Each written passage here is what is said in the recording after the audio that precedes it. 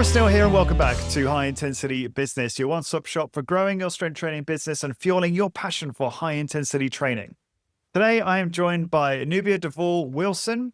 Nubia is a veteran in the marketing and PR space with over 20 years of experience in media, luxury travel, and consumer brands. She's worked with global names like Bacardi, Marriott, and Eden Rock, and in 2015, she founded Cielo Consulting, a boutique agency that provides Madison Avenue level strategy and support to clients worldwide at a fraction of the cost. Nubia, welcome to the podcast. Really excited to talk to you and learn all about PR. Thanks for having me, Lawrence. Excited to be here.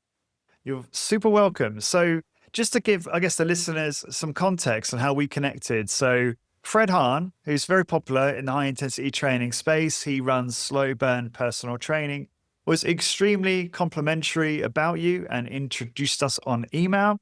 He said, she has been instrumental in many of my successful hit marketing campaigns. Obviously, you've helped him to appear on the Today Show, the 700 Club, Pix 11, if I'm saying that right, NJ Yes. Morning Show, Great Day Washington, and many others. And I think, a lot of my colleagues in high intensity training business will be familiar with a lot of Fred's PR. He's certainly, from my perspective, he seems to have been the most successful, or one of the most successful in terms of getting some really good PR for slow burn personal training. And clearly you are somewhat to thank for much of that.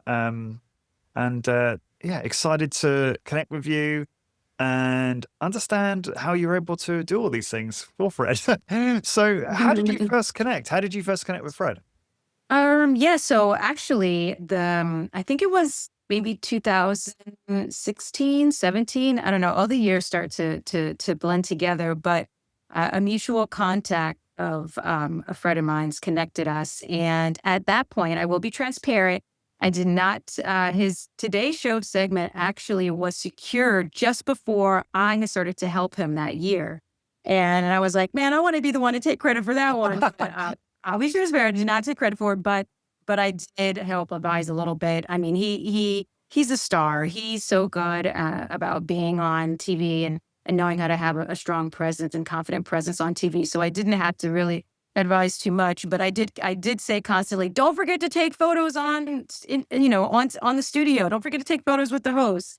And so that great picture that he's used for many years with Hoda and I forgot the other co-host's name. I'm so bad with names, but anyway, the two women who were on the Today Show with him, there's a picture of him with them and they're holding his book.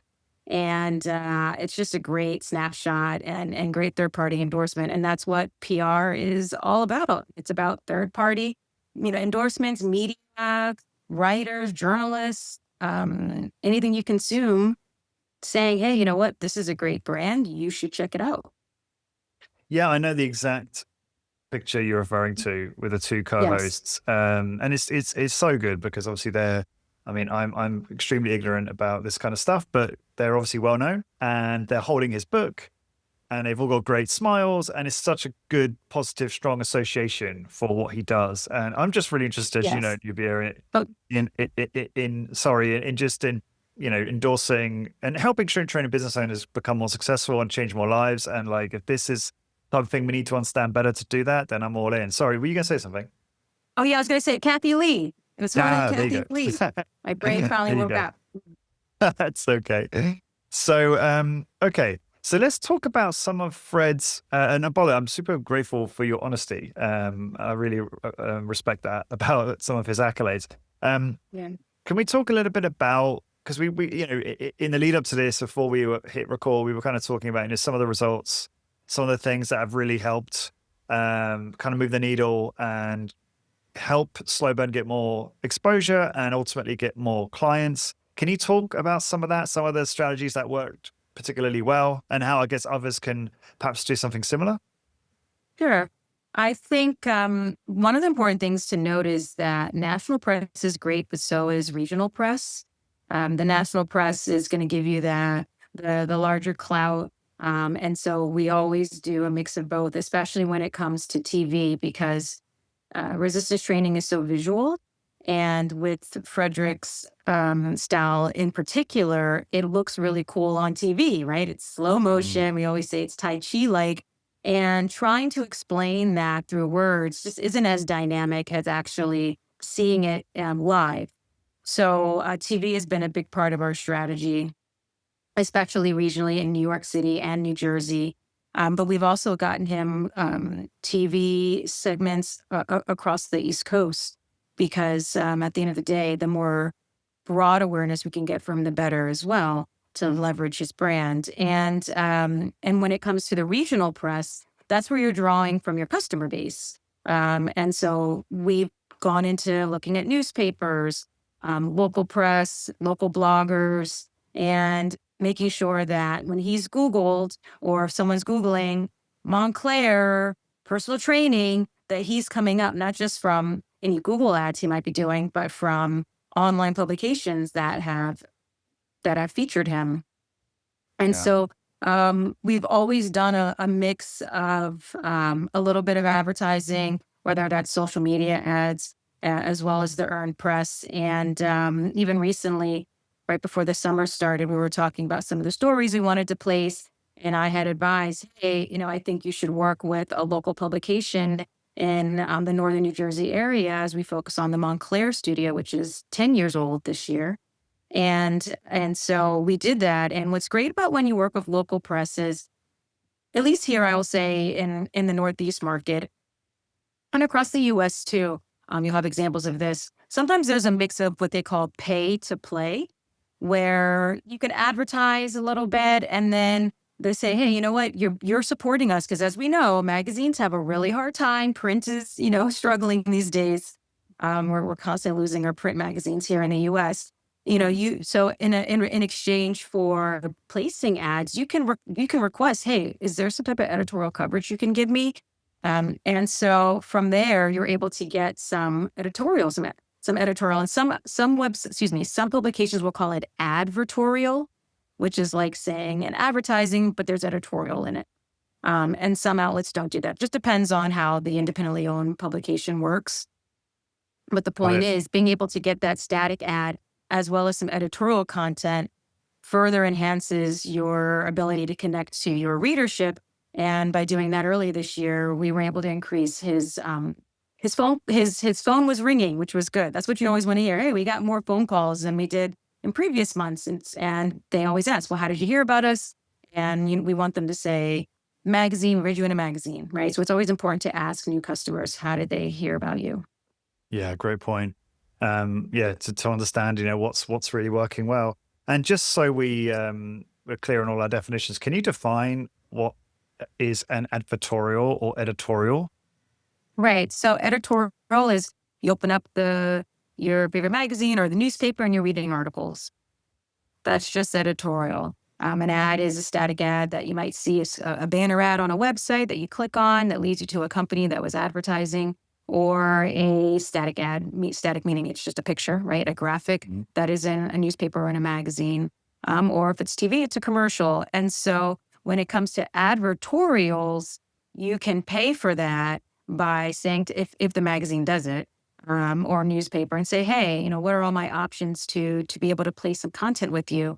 And they might go, oh, we do advertorials, which is an article at the top. It might say advertorial at the top, or brought to you by. Every publication is different. And so what I say is PR is great because it allows you to get earned press. Earned means we didn't pay for it. You pitched the writer, the journalist, or the producer of a TV morning news show, and they responded and said, yes, we want to cover you. And there's no charge for that. And that's great. And then when it comes to the advertising or marketing, if there are certain moments in time where you're like, I really want to ensure that I am getting covered before maybe some of my competitors on this topic, right before, high season of personal training. Like for us, that's in the spring, right before the summer starts, because people want to get beach body ready.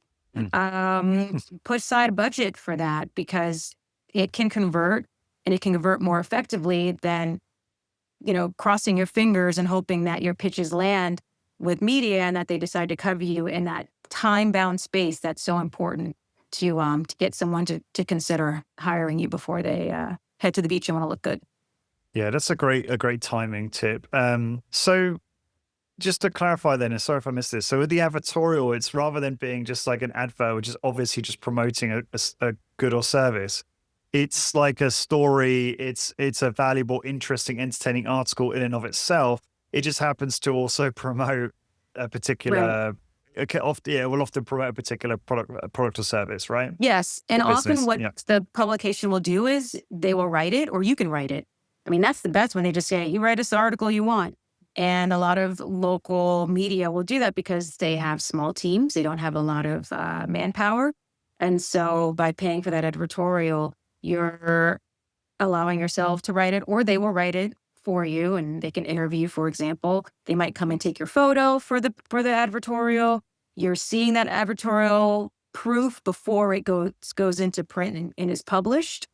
And so it's almost like direct marketing through email marketing, right? There might be a publication that says, we'll send an email to all of our subscribers to our newsletter. And then you get to do that as well. And you create the content, the photos, and then that gets sent out. So there's a digital way of doing it as well as a print. So hang on, so the outlet that you end up working with, they'll have an email list too, and they will send a Mhm. digital equivalent to that as well. So you're getting you're getting exposure for print and digital as basically. Yes, Yeah. that can be possible if the outlet does that. A lot of outlets do Okay. have newsletters because um, they want to drive traffic to their online stories, right? Hmm. They can't depend on people just deciding, oh, I'm just going to go to the website and see what news is. We'll do that for major newspapers, right? Or CNN or New York Times. But those smaller regional publications, they can't just rely on it because they're competing with the New York Times of the world, right? So, Yeah. so they will have a subscriber base that they can say, hey, check out all of our stories this week. And now you're driving traffic, and that adds value to the advertiser so that they know that if they did an online advertorial, for example, someone's going to actually read it, right? Yeah. There's going to be traffic driven to it. Okay. And just for everyone listening, what we're definitely going to get done at some point during this podcast is give you like a simple action plan for like DIYing your own PR. So do stay tuned for that. At the moment, I think we're just really talking, defining what it is and how it can be used in different ways. I think a lot of those listening, Nubia, will be familiar with the article I shared with you when we were talking before we hit record, which is called "Is This Slow Strength Training Method the Fountain of Youth?" LA's 90-year-olds say yes. So I know a lot of our colleagues will be familiar with this. This is an article that was posted or published in the LA Times. And it spoke about, the benefits of obviously strength training for longevity and health. And it mainly showcased Strength Shop, and they have had massive success from this. I did a separate podcast with Melinda Hughes and I and her husband who run Strength Shop, and they talked about just the huge number of clients that they've acquired as a result of this. And not only those guys, but there were a number of other strength training studios featured in the publication who have all benefited. And then I believe it was repurposed by NPR and maybe other media outlets, which has then had more like a halo effect and helped strength training studios all over the country, I believe, which is really one of the things that really inspired me to learn more about this Nubia, really, and see if we can distill some of those lessons so that we can benefit from this more. Yeah. Yeah, sure. Um, I think one of the best things is when you have a large publication like that endorsing something like strength training. And Frederick has been saying for as long as I've known him that strength training is the fountain of youth. He's had a number of clients who are senior citizens who came into his studio with a walker, right, or with a cane, and months Yeah. later left walking without those supports. So it's pretty amazing what strength training can do. And on the East Coast, I would say it's been something that has already been well established. Mm. Like the New York Times covers strength training quite a bit. They used to have a series on how to do it and, doing strength training at 15 minutes a day, all these things. And I know because I'm pitching them all the time. And so I would say that, seeing that the West Coast had this story recently and it has helped the whole country. I think that's great. That's why we do PR. And then you've got to leverage it, right? You have to share it with people, share it on social media. And some of these articles, I've told my clients, like, just because you got a hit and it was maybe November of last year, doesn't mean you can never share it again, right? You put it on your website, you can Hmm. share it on your LinkedIn. There's Throwback Thursday, Flashback Friday, a lot of the things that, when it comes to strength training, they're evergreen. They're evergreen topics. Maybe the research is enhanced or changes or comes up with new ideas on why reiterating why strength training is so important. But at the end of the day, those hits are important to be using and leveraging ongoing. They're not one and dones. Oh yeah, so many good things in what you just said there. Yeah, like you said, great opportunity to repurpose, the stuff shared in that article, like you said, to your own email list, in your own social media. Like, you can break it out into so many different topics that you can talk about. And yeah, you're so right. It is evergreen, and I think that's one of this is obviously a problem that a lot of business owners have, not just in our space, but they feel like, oh, I've said it all. Like, I haven't got any more unique things to say about the value of strength training. But like, that's fine, because we need to be reminded more than we need to be taught. And you can just talk about the same ideas over and over again. Mhm, And mhm. frankly, a lot of people aren't seeing it, and you're sick of it because you're the one looking at your content in your business all the time, but your prospect, your customer isn't. And Right. so you can just, put a new spin on these things, but you can bring up the same kind of core ideas, the same benefits of strength training over and over again.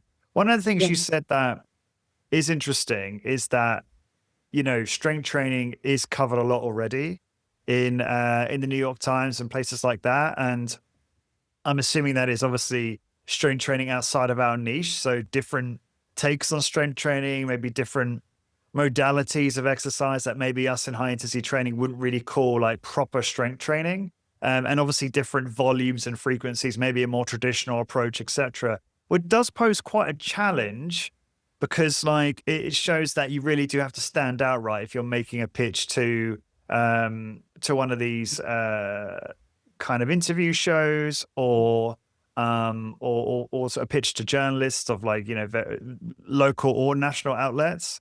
Mhm. And with that, I'm guessing we have to have a really good angle. And the thing that does probably differentiate us from the rest of the strength training industry is going to be probably efficiency for the most part. It's Mhm. that, Mhm. once or twice a week, 30 minutes. But I don't know whether you can keep using that angle. And maybe we need to be a bit more creative. Well, can you Yes. speak on that a bit more? Yeah. Sure. Yeah, you do have to be creative because you need to be able to stand out from the rest of your competitors. And so, creative angles. So, for example, thinking about national holidays, right? You've got here in October is Breast Cancer Awareness Month. I'm already seeing articles about high intensity training or strength training in general and how that affects women's ability to prevent breast cancer or not. So you're already There's seeing that now, are you? Those Oh are yeah, already yes, there was a New York Times article about it came okay. out last week, and so which is why I say they're always talking about training. And so thinking about, we say, those moments in time throughout the year that you can insert your thought leadership into the narrative that's probably already going to be talked about, right? You've got the holidays. So, what could you be talking about during the holidays when everyone is indulging, right? In their carb heavy meals, Thanksgiving, Christmas, if you celebrate it, or Hanukkah. And so, well, think about what you're telling your clients right now. Are you giving them advice on how to be able to enjoy themselves during the holidays, while also maintaining their fitness goals? That's a segment, and it has been a segment that I've done for Fred, that's been successful because it's what's on everyone's mind, right? You Mhm. wanna be able to have good food, but also maintain your sleek, physique. And so diet and fitness go hand in hand. So a lot of times when I've pitched Slow Burn and Frederick, I've intentionally included that he can talk about diet and habits and even debunk some of the myths that are out there. And um, journalists and especially TV producers love that. They love that because they realize at the end of the day, you're also trying to communicate with a very general audience. It's something that may not be easy to do when you are in it and you're the expert. But just like you were saying on Nubia, further describe advertorials, right? That's like some jargon from the PR marketing world that maybe other people don't know.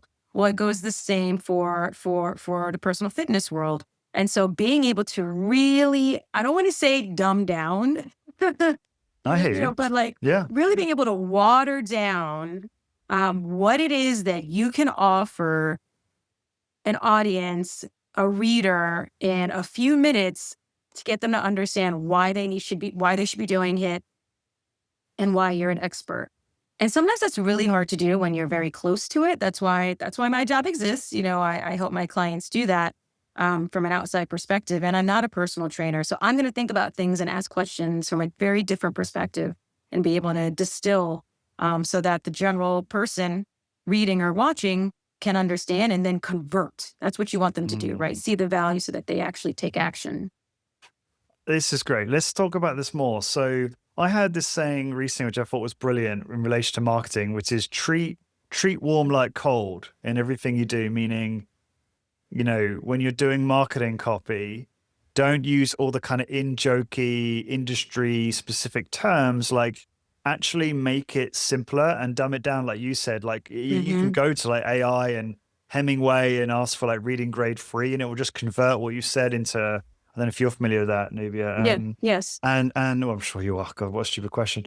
And then with that, you can create something that is going to be so much more that resonate with like an audience that doesn't have that understanding. And the warm audience will appreciate it because they'll find it even simpler to understand. So kind of everyone wins. So I love that as a frame. Like, just imagine that, even all your marketing, like anyone who comes across it is a cold prospect, and it'll still resonate with the warmer people in your audience. So I hear what you're saying there. Now, you were talking about, okay, so dumbing it down because it's going to have a larger audience. How do you so what we talk about a lot in our space is, do marketing, create messaging that's really going to resonate with your target market, right? So if your target market are seniors, talk about things they care about: osteopenia, joint pain, loss of strength, etc. If it's like busy professionals, maybe there's more of a focus on efficiency, saving time. And I guess what we're talking about isn't mutually exclusive, right? You can still speak to a specific target market, but in language that everyone can understand. Is that Yes. kind of like how you'd think about that? Yeah. Yeah, I would say so, definitely. And also remember, not just even when it comes to PR, not just even the market or audience understanding, but who you're pitching to understand, because they're the gatekeeper. If the writer Right. you're pitching to cover you, if you're using a lot of complicated speak and it's a dense pitch with like 3 paragraphs and no bullet points, you've lost them, right? Same with a producer. Most of my pitches and my team's pitches, because I do have a team, are pitches to producers. It's like 5 or 6 sentences. And believe me, it is so hard to do that. I'm like, I want to give them everything. I have so much more to say about my client, but at the end of the day, they just need to know, what's this ever going to be about? Why should we put on this person? What's a little, what are they going to share? Very, very, very concise and short. Because producers in particular are getting like hundreds of pitches every day.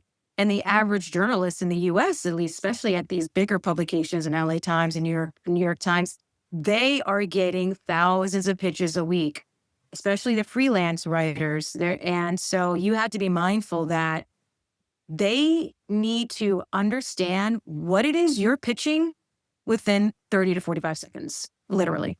The first sentence, like, I don't even say, how are you anymore? I'm like, they don't, I don't really hope you're okay. But a lot of journalists say that. Like, I speak to journalists. I sometimes host journalists like Q&As for some of the work that I do, or I go to journalist panelists and they go, you know what? You don't need to ask us how we are. It's fine. Oh, wow. It's just get into it. Look, if it's like, like during COVID, for example, we were very sensitive. Publicists were very sensitive to I don't know. Like, I hope this journalist is not sick. You just don't know, right? So it's a little bit different then, but we're kind of past that now. And journalists are back to, you don't have to ask. Just tell us what's the story, right? Do you want us to interview someone? Do you have a new product? Why now, right? Which is why I say looking at what's going on already in the news cycle and what's going on through holidays. I love going to holidayinsights.com. What's happening in July? What's happening in November? And how can I tie that into to a sense of urgency to cover my client now? Because what happens is when you don't create that sense of urgency, quite often the journalist will say, "Oh, that's interesting," and then they file it away. And that doesn't have to be a bad thing, but what happens when they file it away is it could be 6 months to a year before they actually reach out to you. And I've had that happen to me before, where a year later, the writer gets back to me, "Are you still working with so-and-so? If so, I want to cover this." And sometimes I am, and sometimes I'm not. And I just let the client know, "Hey, let me connect you. This is great." But that's just how it is. We all want everything right away, but sometimes it's going to take time to get some of those bigger hits. That's great urgency for you, though, when you're re-engaging a client. Yes, it really is, So just to summarize that, so when we're pitching, I remember you wrote this you published it, posted this in our HIB school community, Yes. which I really appreciate, where you said, look, journalists, they are underpaid, overworked. They're getting hundreds of pitches a day. And now we know they're getting a lot of strength training stuff, guys, right? Like we're getting a lot from the other fitness businesses out there. So we have to keep it brief, great catchy subject line. You got to hook them in like 3 or 4 sentences, keep it super brief. And I love your idea about urgency. Like, why now? Why is this important? Is that the best? Is that framework feel quite complete? Would you add anything else to that? Yes, I think that the other thing I would add is why you? What is it about you as a thought leader? What is it about your business that is going to make them go, "Oh, well, not only is this a good story, but I've got to interview them for it, or I have to bring that person on for TV." And again, that can be hard when you're doing it for yourself because you're like, "Well, I'm amazing. Like, of course, why wouldn't they want to?" But the truth is, you've got to have something sensational. Is it that you've had celebrity clients? Can you name drop one of them? It doesn't mean they're going to put it in an article. It's just to get the writer to understand, "Oh, wow, okay, they've trained this person. Great. Can you say over the past 5 years, we've helped hundreds of 80-year-old, clients be able to walk without a walker?" What are those superlatives that you could say in one sentence in that intro that's going to make someone's jaw drop and go, "Wow." But it has to be something that's also factual, right? We don't want to fib and Great point. and fabricate, but you have to think of yourself like that, because I know that we all say, "Well, I'm different. I'm different from everyone else." Okay, sure, but then prove it. Why are you different? You got to say that in 1 or 2 sentences. Yeah, that's so good. So important to state how you're different, not better, because better is impossible to really prove or quantify. Yeah. You gave some great examples just now as well in terms of like urgency. So did you say October is like breast cancer month? Is that, sorry, is Yes. that like, okay. I can't remember if that's like, is that an international thing or just an I don't know American if it's thing? Okay. international. I know I it's can't. definitely a US thing. It might be here as well in Ireland, UK, I'm not sure. Yeah. But yeah, you're absolutely right. I mean, obviously there's really good research to how strength training reduces the risks of breast cancer. Hmm. And this would be a great way of utilizing why you can talk about, obviously how strength training, how what we do really benefits that. But also the urgency, like, oh, this is the right timing for this. This is going to be something your readers are really going to, it's something that's going to be really poignant right now. Right. So with that in mind, it sounds like everyone should have like a marketing calendar, right? Like they look at the year Yes. and they look at all of the key events, holidays, I don't know, Yes. yeah, just things that are happening, and then plan accordingly. Because Hmm. nothing's worse than trying to be kind of haphazard with this stuff and just be like, oh, we should do something this week, rather, plan actually. Like, is it? Can you speak on that? Like how you would do that? How you would do some Yes. kind of like, yeah, go ahead. Yeah. Yeah, so look at the year ahead. A couple of things to keep in mind too is how far back in advance you need to pitch if you're going to be Mm, pitching things. So one is I always do a year-long calendar. I mean, a lot of things I have memorized now because it's been so long. I've been doing this for a long time. Right. But have that year, 12-month ahead, and some holidays are on particular days, right? And then there's some holidays that are a full month. I prefer holidays that are throughout the whole month when it comes to personal fitness in particular, um, because in general, it's harder to get coverage on just one day of a month Right. about Right. a holiday. The one industry that I say does it really well is the food industry. And that's not what we're talking about right now. You know, like National Wings Day was like back in I think June or July, National Martini Day. That's a little bit easier because so many outlets cover those food holidays, but it's not always the same in the fitness world. So all that to say, the month holidays are best. Holiday Insights are literally just Google. I mean, Holiday Insights is a US based site, but you could just Google no matter where you are in the world, um, national holidays per month, right? And whatever country you're in, I'm sure there's a website that would come up, or you could say fitness holidays, monthly fitness holidays, right? National fitness holidays, anything that's particular to whatever angle you're trying to do. There really aren't really many strength training holidays. It's more like fitness, right? Fitness or Sure. health.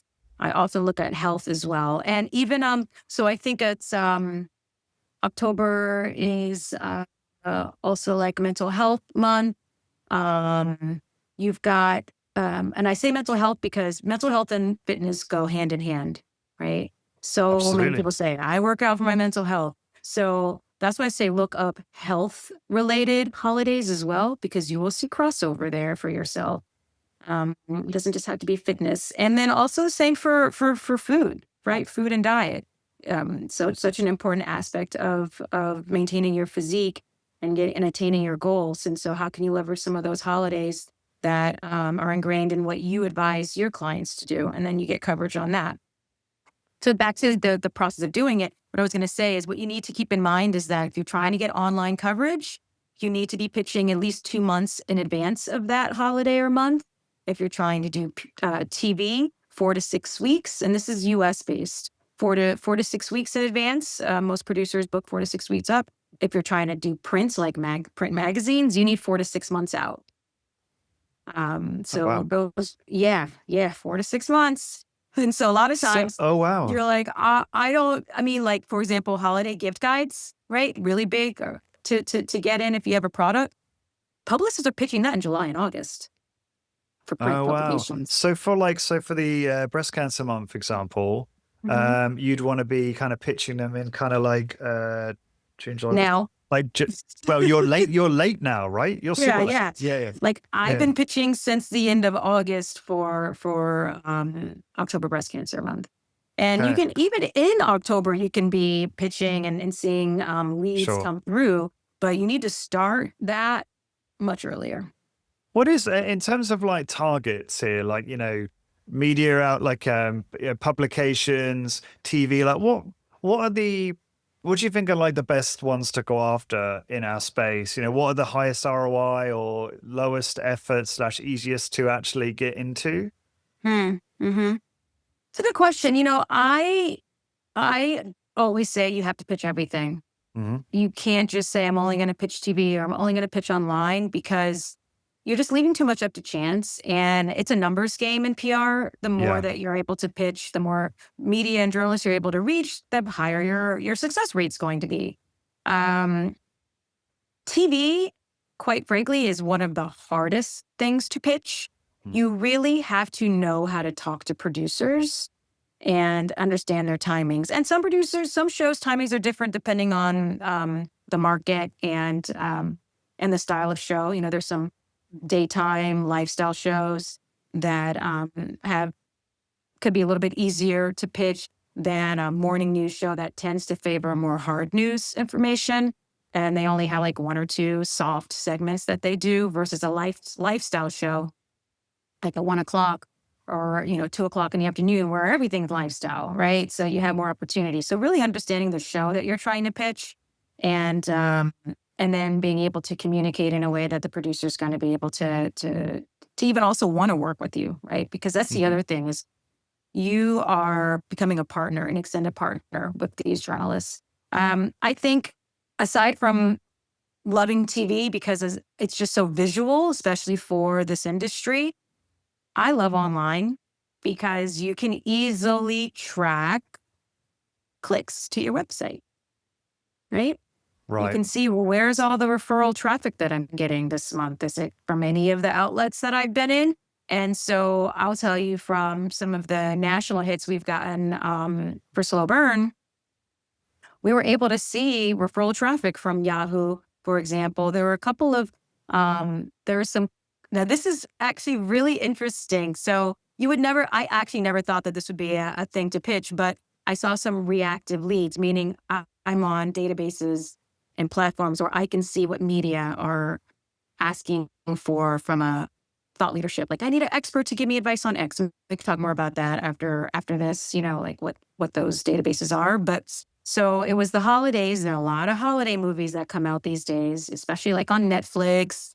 And there was a particular movie that had a lot of men with really chiseled abs. I forgot the name of the movie, The but Magic I don't know Mike or why. something. Yeah, it was something like, there was like a scene where these men were like dancing at a bar and they all had their shirts off. And so media wanted to know, like, how do we get these chiseled abs from these movies, right? They're riding on the coattails that these holiday films are popular, that it's Christmas, and they know they're going to get readers from it because these guys are hot, right? So, Mhm. so, so I was able to get Frederick quoted in these articles online, and the Yahoo article got syndicated to other outlets. A lot of major news sites syndicate to be able to get more their advertisers to get happy that they're getting more that their stories are getting out there more, right? And then you go to Yahoo to read it directly if you want. But anyway, Yahoo, MSN is another one that syndicates a lot of articles, and so we were able to see after those stories hit from his traffic that, wow, they actually were coming to the site.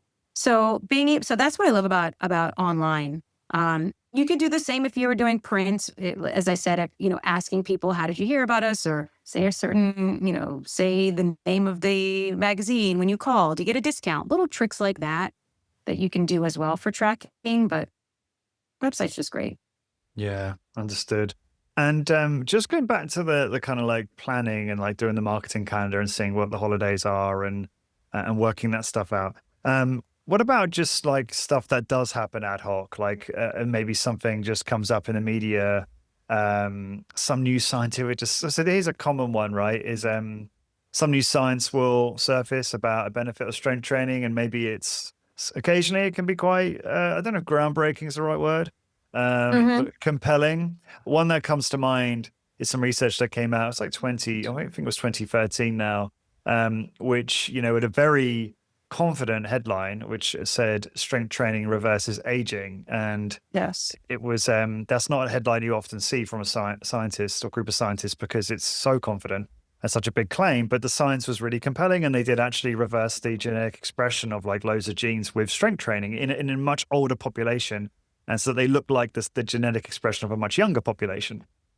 Anyway, and stuff like that comes out occasionally, and do you recommend that our colleagues perhaps try and jump on that stuff when it comes out? Is that and that would obviously be maybe more of an ad hoc thing that you can't really plan for as well, but Yes. any thoughts around that? Yeah. Yeah. So we call that reactively pitching to the news, or reactively sharing news on your social media. I personally think that tracking the science is such an important part of creating content and pitching stories in the fitness world. And even if you don't agree with the research, that's fine. Say that. Say, hey, this just came out. I know all my colleagues are reading this, and I know, and maybe now potential customers are reading it too and thinking that this is a reason to do strength training, or create a dialogue. You can say, you know what, I think this is great. I've been saying this for years. Or you could say, what do you think about it? Do you agree? Do you not agree? I'm on the fence. No one's saying that when you share research that you have to 100% agree with it, right? So be strategic in how you leverage it. And then when it comes to pitching, use it. For a while, I was using science a lot and I remember that 2013 article that Okay. research that you're talking about, because I was leveraging it when I was pitching in 2016 and 17, right? Because you can use that type of research even a couple of years after. And so it's just another reason for journalists to say, oh, I didn't know about that. I love using statistics. I use statistics a lot in my pitching because it just gives another reason, some extra clout for the editor or writer to go, oh, all right, well, that statistic's really interesting. Yeah, that could be a great story. And so yeah. Awesome. Okay. What's your thoughts on actually doing the work for the journalist, right? So for instance, if you're trying to get like a digital article published in some kind of media outlet, actually writing it for them in their voice as good as you can so that they have to do much less work. Is that a good strategy? It's something I heard from someone before, and I was just curious how you felt about that. No, I would never do that. It's okay. It's fine. That sounds, I mean, and listen, you know what? Maybe that is a thing in whatever country that person's from. Could be in the UK. Yeah, there would be a UK. Yeah. Right. Because I do realize, look, every country has their own processes and whatnot, traditions. But here in the US, no. A journalist is going to be like, how egotistical of you to think that you can write like me. Wow. And also, these writers have editors. It's not just whatever the writer, unless you're pitching someone that has their own blog. You know what I mean? And they're editing their own blog. But these outlets have an editor-in-chief, a deputy editor, right? Those who are taking whatever the reporter, journalist, freelance writer wrote and then editing it and making sure, and sometimes cutting it. Like I've had clients that were supposed to be included in various publications and then it comes out and they're not in it. Why? Because even though the writer included them, the editor was like, this is too long, right? Or I don't like this person, cut them out. So no, you do not waste your time doing that. If you really like to write an op-ed. Newspapers take op-eds. What's an you can write a op-ed? letter to the editor for magazines, right? If the magazine did an article on hit and you feel like they missed a couple points, send a letter to the editor. You can get printed in a print magazine for that. New York Magazine does that. Newspapers do it. I got a client in Town and Country once. Not a fitness client. It was a travel client because they had a response to an article. And we did a letter to the editor and they got included in the front of the book in the magazine, which is awesome, right? Is that so you could do an op-ed, which means like opinion piece. Oh, Opinion right. editorial. Oh, interesting. Okay. Yes. Okay. But when you write those opinion pieces, it doesn't mean that they're going to automatically publish it. And sometimes, depending on the outlet, they don't even want you to write it yet. They just want you to pitch them the idea, and then they'll respond and say if they want it or not, and then you write it. So there's different rules. Look at your outlet, see what the submission rules are, and but it's also a great way to get all of your own messaging and thoughts in because you wrote it, right? Yes. Yeah. No, I like that idea. So one of the things I am aware of is there'll be people listening to this, Nubia, who are like, this sounds like a lot of work. I'm already busy with all the other things I do in my business, marketing, training clients, etc. And I'm a big fan of systems. How do we, do something like this, make it sustainable, make it repeatable, make it simple. And that can be done quite well. I mean, I sort of put all of this, if you don't mind me saying, Nubia, under the kind of in the category of content. Ultimately, it's all content, right? Whether we're producing our own content on social media or we're trying to build a relationship up with a local journalist to produce content on another platform. Right. So with all of that said, I would love to come up with a really simple plan for a DIYer, someone who's like, right, I've got a studio and we'll make it US centric. Most people listening to this are in the US, but it can obviously be applied globally. I'm a new studio, or maybe I've been operating for a while, whatever, and I want to start doing something. How can I get started? Like an action plan for the DIYer. So we'll start there, and then we'll talk about working with agencies as well. So could you give us, like, I don't know, three steps or something like that for someone who's listening to this who's like, right, I want to do some PR, I want to get some more customers. What's the most effective way for me to just do that? Right. I think first is thinking about the outlets you want to be in. Are there local outlets you can be in, a local newspaper, local magazines, podcasters, a lot of podcasters now all over the country that are local. Think about what are the outlets that you need to be in order to target your audience.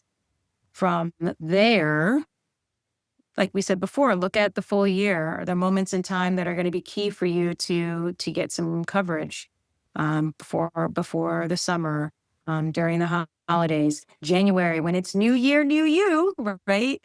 And then working backwards from there. When do I have to pitch this if I want to get print, right? If you want to get into national magazine, you're pitching 6 months in advance. If you're trying to just do online national, you can do that 2 months in advance. TV, 4 to 6 weeks, right? So just understanding like, all right, these are the ways that I'm going to try to secure my coverage. I also think that it's okay to start small too. It can be really overwhelming to say, I'm going to do my own PR. And it's not easy. And so maybe you are starting small and just saying, hey, you know what? There's some great regional publications where I live. Let's just start with that. And maybe you don't even know if you do have great regional publications. I would start reading your local news if you aren't already, and supporting them. But, you can go online, do Google, use AI, right? Use AI to say, hey, what are some great publications that I should be featured in to drive traffic to my fitness studio that are in my state or that are in the US. And then from there, I would say it's going to be very hard to find emails. That's one of the biggest challenges for people who do DIY, because I spend thousands of dollars on databases, as most PR agencies do, that give me access to writers' emails. It would take me too long to go in all the details on some of the ways you could avoid that. One is trying to Google the writer that you want to pitch. But as I said, that's one of the biggest challenges. So one of the things I say is sign up for some of these services that are free to learn about media leads. And there's SOS, which used to be Help a Reporter Out. Now it's a long story about why it used to be that. And now Help a Reporter Out does still exist under a different company that bought it. So there's HARO, Help a Reporter Out. Just Google that. You'll find a sign up for it. SOS is another one you can sign up for. There's also Quoted, QWOTED.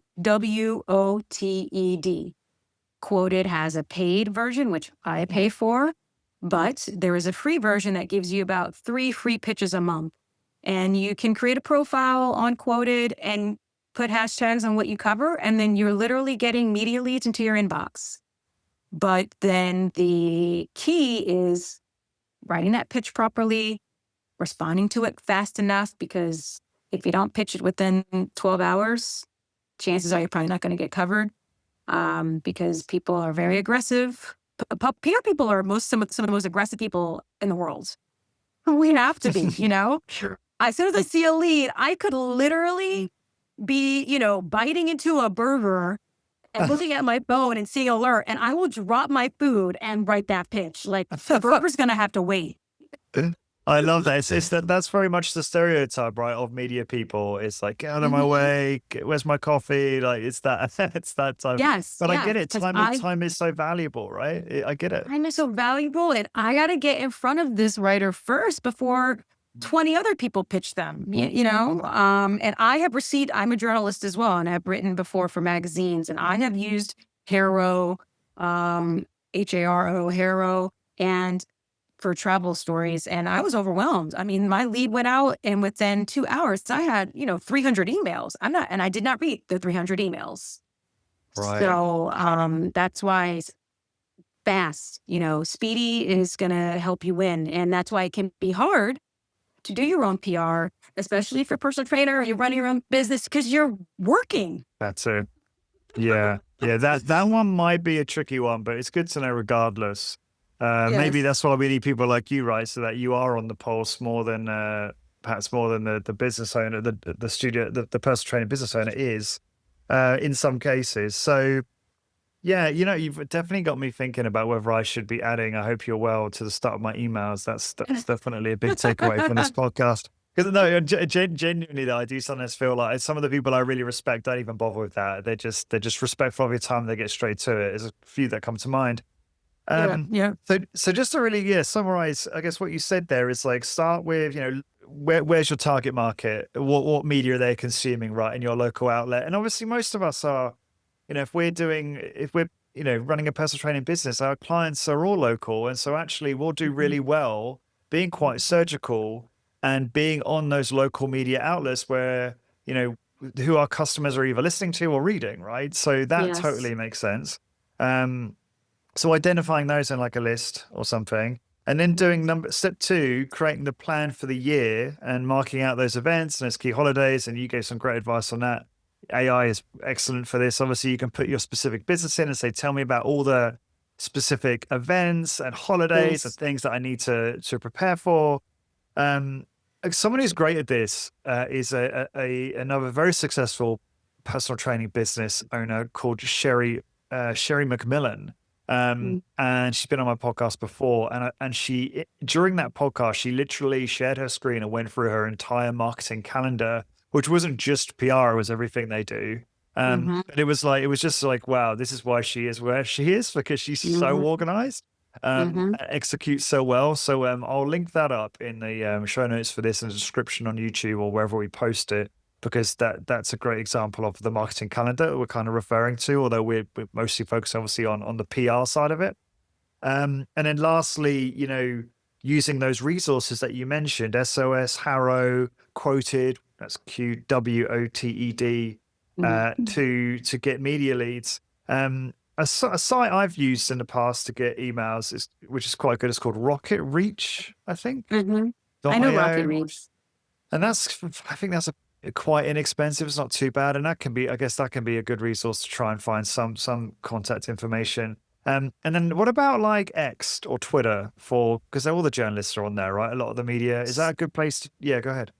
So you can definitely, so there's 2 things with X. One is media will often, although I think many of them are now on other platforms like Thread after Oh, Doge here in the US and I see. Musk. But all that to say, but in general, media like to share leads on Twitter. Like they say, hey, I'm looking for XYZ, but they often say they don't want to be pitched.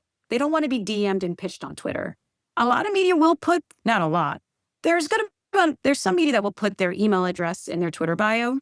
Same on Instagram sometimes too. And these are like sometimes freelance writers.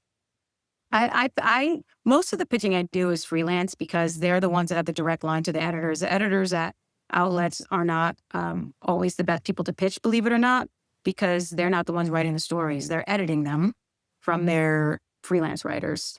So sometimes what I'll do is I'll put the name of the freelance writer, or if I can't find them in my database, I'll put the name of the freelance writer +sign email or +sign website, because a lot of freelance writers have their own website as like their portfolio so that more media will hire them and they have a contact on their site. And so those are just some quick tips that I would share, Awesome. that I often share with people to get emails. Thank you. So some of the stuff you shared in this podcast is so helpful, and I'm really grateful for you sharing some of the kind of insider tips. I'd literally just got an email from Fred because I asked I asked him what questions to ask you, and I only gave him 22 minutes notice, which is again, it speaks to what we were saying earlier about maybe give your, give the contacts you want to work with, build relationships, so give them notice on holidays and events and things when you're trying to get stuff done. Anyway, Fred said to ask you about your unique ability to get hard people to book. Can you speak a bit more on that? Do you know what he's talking about? Hard people to book? Does he mean book, like, I wonder if he means getting on TV, like booking on TV. Yeah, I don't think he means clients. Yeah. So, and that speaks to something that we had talked about early on, which is how do you create news when you don't have any news? What if you've just been like, it's just status quo at your company, right? You've been doing the same thing. It works. It's not like you added, some extra crazy additional thing to do, while you're training your client. And so, and that's, and so that is how I've been able to, a lot of things that we've already discussed are the things that I've done to keep Slow Burn and Frederick in the press, is creating news when there isn't any news, putting those Google alerts on certain keywords that are related to your business so you can see when that LA Times article comes up and then leverage it, right? Yeah. And then figuring out what are some other talking points that you can add to your personal brand. When, like I said, is it diet? Is it certain diseases that can be prevented, like the osteoporosis? Is it the fountain of youth? Anti-aging. What are those other things that are part of your personal brand that you can leverage for stories? Mm. One of the things that is really interesting about you, Nubia, is you clearly understand our business. You've been a client of Fred's. You understand the difference in the way we do strength training to how others do strength training, Mm-hmm. and I think that's pretty important. I know that all of us like to work with businesses who get us, who understand our business, and what we do in high intensity training is still so niche, so unique. That it is great when you can find partners who get it, because then they can just do a much better job for us in terms of whatever that is, marketing, PR, etc. So I just wanted to ask you before we wrap up here, is there any, because I know that some of our listeners will be concerned, oh, I don't want to work with this agency. They just don't get what we do. Mm-hmm. Um, Obviously, they're very Yes. welcome to touch base with you and see if you've got capacity for clients. But I'm just curious Mm-hmm. if you've got any tips for working with agencies as well. Sure. Yeah. My first tip is look for an agency that positions themselves as working in the lifestyle wellness space. That's how Cielo has always positioned itself. I mean, we work in various Mm. spaces, but wellness and fitness and health have always been part of our wheelhouse. And the second thing is realize that no one is going to be able to just walk through your door and know your business.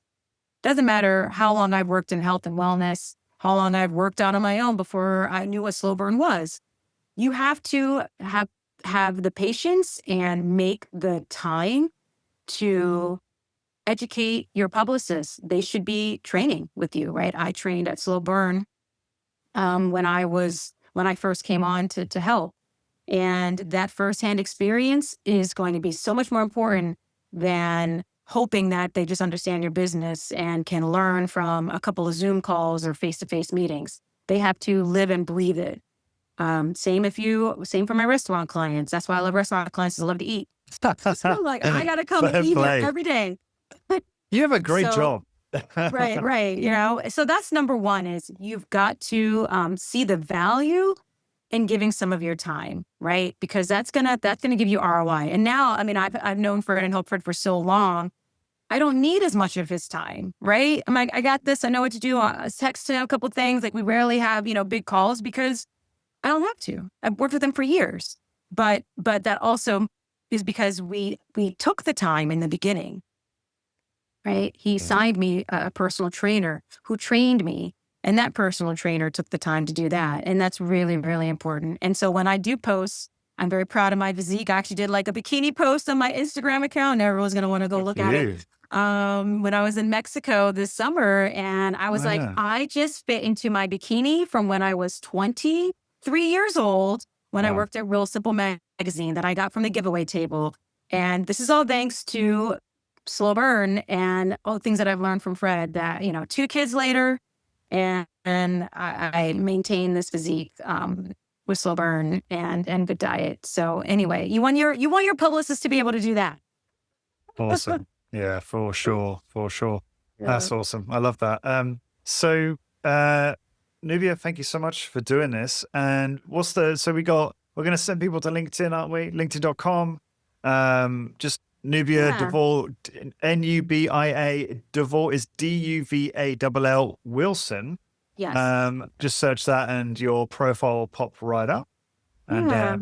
that's a good way to follow you, isn't it? And obviously, then you've got Cielo Consulting, CIELO consulting.biz as well as your Got main website. biz. Yeah, Exactly. Yeah.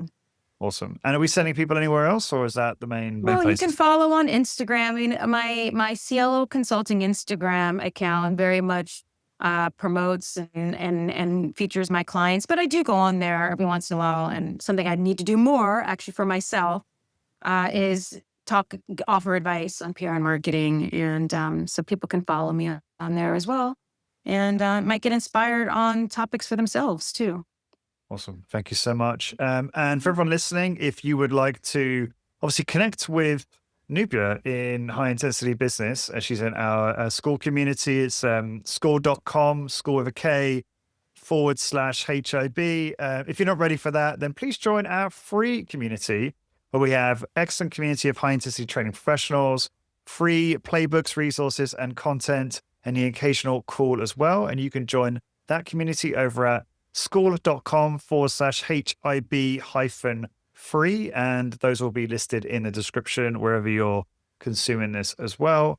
Nubia, thank you so much. You've shared some really great insights, some great tips that I think are going to be very useful to those listening. So thank you again for being on the podcast. Yeah, my pleasure. Thank you so much for having me. Anytime. Awesome. My pleasure to do so. This is Lawrence with High Intensity Business, and thank you very much for listening.